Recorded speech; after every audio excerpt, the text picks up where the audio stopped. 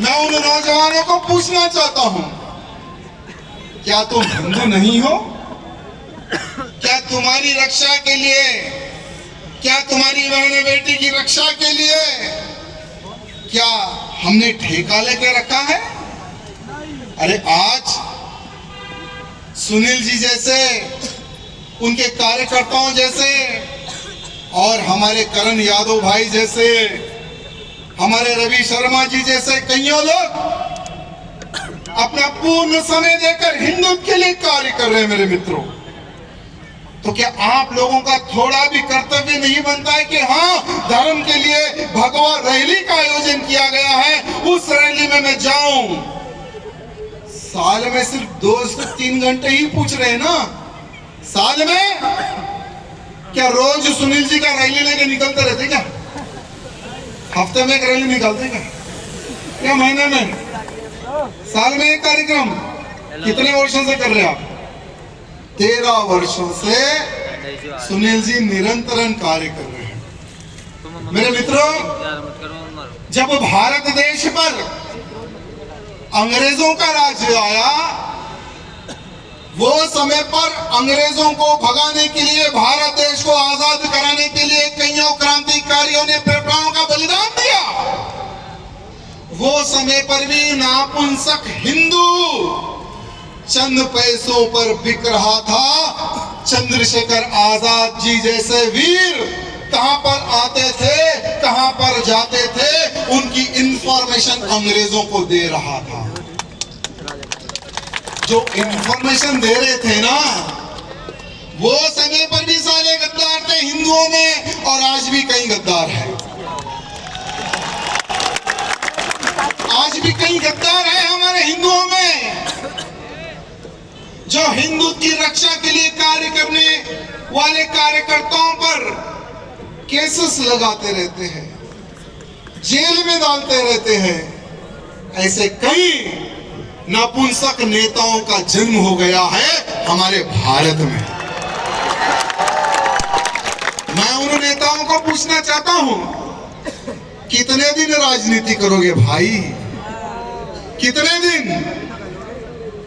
5 साल में चुनाव आता है, विधायक बन गए, जनता खुश तो तुम खुश, जनता खुश तो तुम्हारी चेयर पे तुम बैठे रहोगे।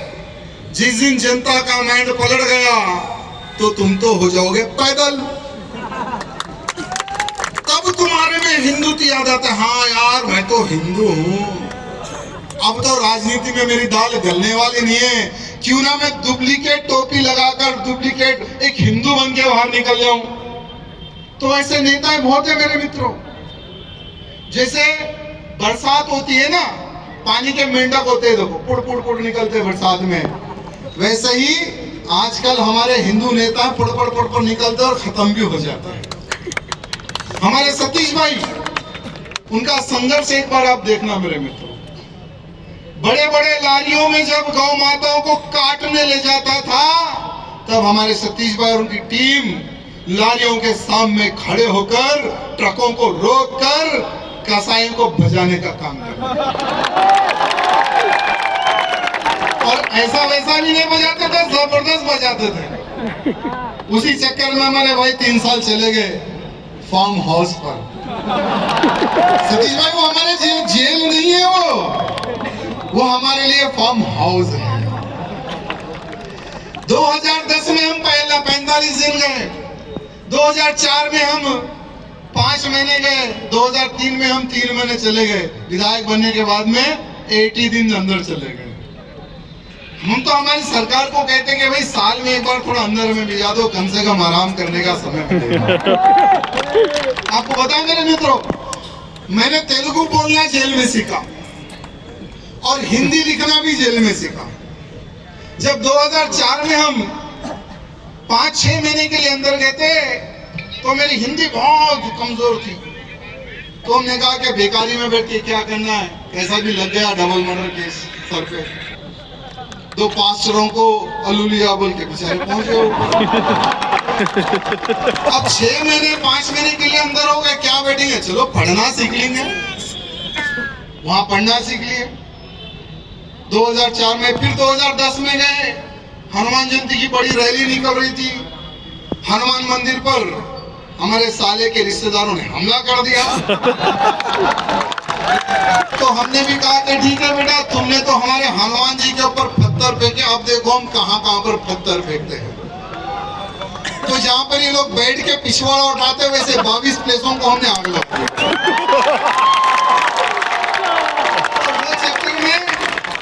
मुझे पकड़ के अंदर डाल दिया। मैं बोला अरे फिर अंदर आ गया, चलो क्या करेंगे, कुछ तो नया सीख के जाएंगे यार, जेल में तो आ गए अपन। तो हमने तेलुगु बोलना सीख लिया वहां पर।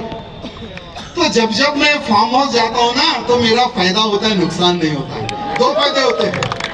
एक तो मुझे आराम करने को मिल जाता है, क्योंकि बाहर तुम लोग आराम करने देते नहीं हो।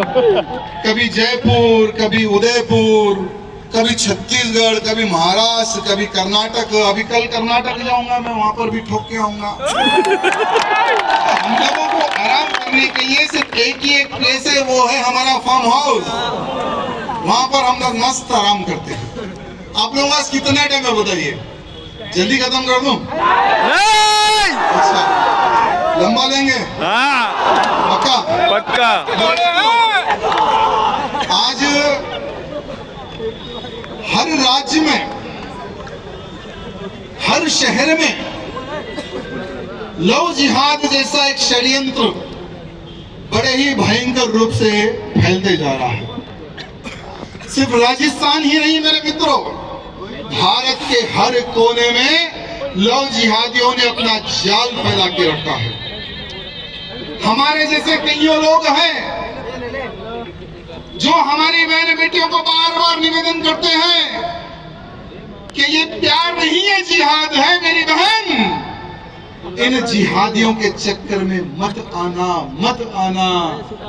लेकिन हमारी बहनों, हमारे बहनों को उनका अब्दुल और शाहबाज बहुत ही प्यारा लगता है। जब हमारी बहन लव जिहाद के नाम पर जब शिकार हो जाती है, जब वो धर्म बदलने के लिए दबाव डालता है, गौ मांस खिलाता है, जब वो नहीं मानती है बच्चा पैदा करने की मशीन बनने के लिए, तो 35 टुकड़े करके या फ्रिज में पैक किया जाता है या जंगलों में उसके टुकड़े टुकड़े करके फेंक दिया जाता है। जो भी हिंदू बहन लव जिहाद की शिकार होती है मेरे मित्रों, जब उस मुल्ले के घर हमारी बहन जाती है, सुकून से नहीं रहती है मेरे मित्रों। मेरी बहनों, तुम सुकून से नहीं रहेगी। जब तुम उसके घर जाओगी, जब तुम्हारा नया नया शौहर जब काम पे बाहर जाएगा, तो उसी शौहर का चिच्चा तुम्हारे पे हाथ डालेगा। चिच्चा के बाद में मामू तुम्हारे पे हाथ डालेगा। मामू के बाद में तुम्हारे शौहर का छोटा भाई और बड़ा भाई भी हाथ डालेगा। अगर इनसे भी यानी इनका भी अगर दिल नहीं भरा, तो तुम्हारे शौहर का जो अब्बा है ना, वो भी तुम्हारे पे हाथ डालेगा। यानी तुम तो झूठे प्यार के जाल में फंसोगी, लेकिन इनकी जो प्लानिंग है, इनकी जो नीति है, इनको जो सिखाया जाता है, वो यही सिखाया जाता है, अगर किसी काफिर की बहन बेटी को तू फंसा के लाएगा, तू अकेला नहीं खाएगा, हम सब मिलकर बांट कर खाएंगे।